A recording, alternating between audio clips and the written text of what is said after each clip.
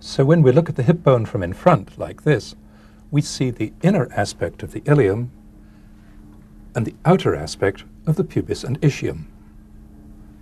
Now that we've looked at the hip bone, let's bring the sacrum back into the picture. We're looking at the bones as they'd be in the upright standing position, and it's perhaps surprising to see the angle at which the sacrum lies. Its pelvic surface is more nearly horizontal than vertical.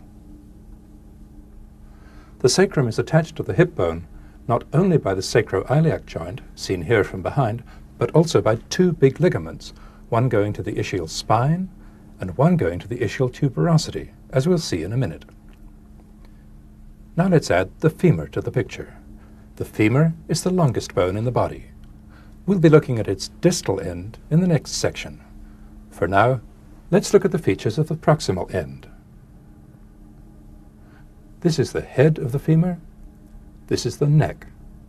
Since the head is wide and the neck is narrow, the head of the femur can go a long way in this axis and in this axis before bone hits bone.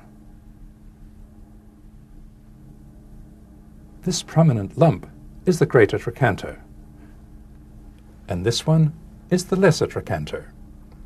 The greater and lesser trochanters are important muscle insertions.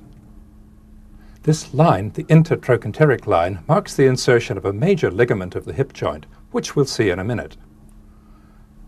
On the back of the femur, this prominent ridge, the intertrochanteric crest, runs from the greater to the lesser trochanter.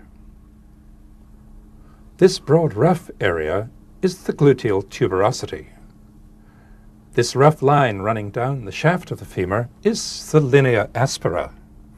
Many muscles have their origins or their insertions on the linea aspera, on the gluteal tuberosity, and in this hollow in front of the intertrochanteric crest. Now that we've looked at the dry bones, let's see how they look in the living body.